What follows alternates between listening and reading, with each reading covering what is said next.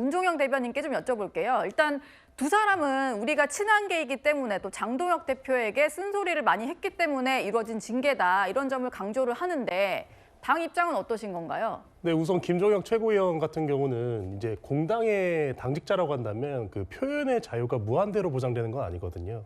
그래서 사실 김종혁 전 최고위원 같은 경우는 지속적으로 SNS 등을 통해서 과도하게 악의적인 표현 이런 것들이 이제 문제돼서 이번에 당원권 제명이 결정된 것이고요. 예. 사실 배현진 의원 같은 경우는 사실관계부터 좀 정확히 해야 되는 것이 배현진 의원이 이제 저 가처분 신청 신문에 나오면서 뭐 윤석열 체제, 장동혁 체제 그리고 내가 숙청당했다 이런 표현을 했는데 전혀 우리 당 내부에서는 당무감사의 윤리위 통해서 그 일반인 어떤 그 미성년 아동에 대한 인권 문제 그 예. 내용을 바탕으로 이제 1년 정지 당원권 1년 정지가 내려졌기 때문에 어떻게 보면 정치적으로 본인이 박해받는 그런 모습을 위해서 지속적으로 뭐 윤석열 그 어떤 그 전 정권의 어떤 세력의 피해자라는 어떤 프레임을 조금 사용하고 있는 거 아닌가 싶고요. 예. 기본적으로 이제 여론전을 제가 조금 피는 모습도 본 것이 최근에 배현진 의원이 얼마 전 이제 SNS에다가 장동혁 대표도 이렇게 맑은 시절이 있었다. 이런 포스팅을 올렸다가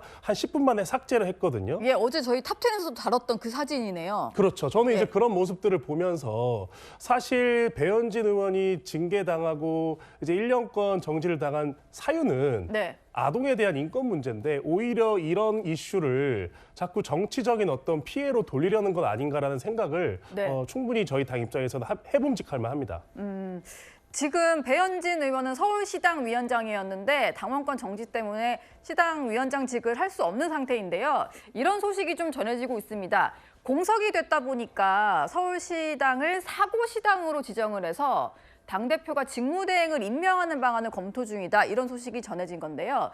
최진봉 교수님, 이거는 확실히 좀 배현진 의원은 물론이고 배현진 의원과 가까운 사람도 좀 솎아내고 우리 당에서 공천을 좀 주도하겠다 이런 걸로 해석을 해야 될까요? 그렇죠. 당 지도부가 이제 공천을 주도하겠다는 의지죠. 왜냐하면 수석 부위원장이 직무를 대리하는 거, 예컨대 이제 보통 위원장이 고리가 되면 수석 부위원장이 직무를 대리하는 게 자연스러운 거잖아요. 예. 근데 수석 부위원장으로 지금 거명되는 사람이 구승찬, 송주범, 김근식 위원장이거든요. 이분들은 보면 이제 친장동혁계보다는 반장동혁계라고 제 개인적으로 판단할 때 그렇게 보여지기 때문에 네. 이분들이 만약에 직무대행을 하게 되면 배현진 의원과 다르지 않은 결의 모습을 보일 가능성이 있어요. 그러면 당 지도부 입장에서는 서울시당의 공천과 관련된 부분들을 조금 컨트롤하기 위해서는 상호 지구당으로 지역구로 당협으로 만들고 그리고 나서 대표가 그러니까 장동혁 대표가 지명할 수 있도록 하는 방안으로 갈 가능성이 있죠. 그래서 제가 볼 때는 이건 수순으로 본다면 장동혁 대표 체제가 일정 부분 서울시장이나 아니면 서울시 관련된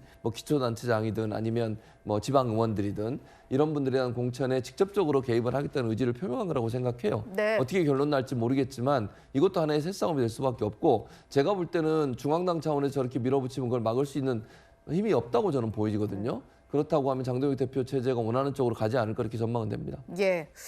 지방선거가 얼마 안 남았다 보니까 서울시당 위원장 상당히 중요한 자리인데요. 만약에 이 작업이 제대로 마무리가 된다면 이게 오세훈 시장에게도 영향을 줄 수 있다. 이런 해석이 나옵니다. 이현종 위원님, 네.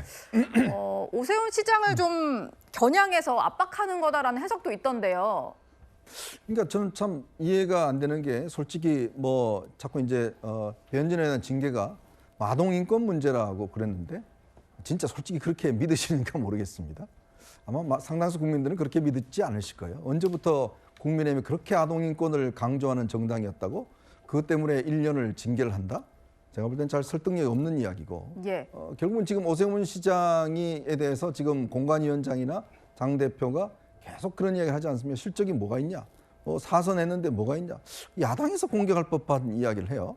오히려 자기 당 후보면 이 그동안 한 게 업적도 많다 뭐 이렇게 이야기해야 되는데 그러니까 지금 보면 국민의힘은 여당과의 어떤 후보와 싸우는 게 아니라 자기 당 후보와 지금 어떤 면에서 보면 싸우는 그런 듯한 모습을 보이거든요. 네. 그럼 뭐 모르겠습니다. 그야 뭐 이제 여러 가지 당내 개파 문제가 뭐 있고 하니까 하겠지만 분명한 한 가지는 결과에 대해서 책임을 져야 될 겁니다. 자, 이렇게 이 선거를 98일 앞두고 시당 위원장을 저렇게 제명을 하고 네. 그다음에 이 시장에 대해 현직 시장 그나마 그래도 인지도가 높은 그 시장에 대해서 저렇게 공격해서 나중에 결과가 좋지 않으면 글쎄요. 아마 이거는 뭐 본인들 책임진다는 게 그냥 그만두면 그만이겠지만 그러나 앞으로 국민의힘이 서울시 여기에 구청장들 그다음에 지방 의원들 이 동시적으로 사실은 안 좋은 영향을 미칠 수가 있거든요. 예. 과연 그 책임을 어떻게 지려고 저는 하는 건지 본인들은 그만두면 그만일 거예요. 근데 정당이 기본적으로 이 서울시라는 정말 대한민국 제일 큰 도시의 이 풀뿌리 민주주의에서 아예 그냥 거기에 기반 자체가 없어져 버리면 그걸 어떻게 책임질 것인지 저는 도저히 상식적으로 이해가 안 됩니다. 예. 정당이라는 게 지방자치가 여러 가지 지방자치의 의미도 있지만 당의 가장 중요한 풀뿌리 조직이거든요. 그 풀뿌리 조직을 지금 다 쏟아내고 있는 그런 어떤 절체절명의 상황인데 지금 오히려 싸우는 게 여당과 싸우는 게 아니라 내부에 있는 사람하고 싸우니 이게 얼마나 황당한 일입니까? 저는 그래서 이거는 뭐 책임을 떠나서 이거야말로 거의 자폭하는 거 아닌가라는 느낌마저 지울 수 없습니다. 예.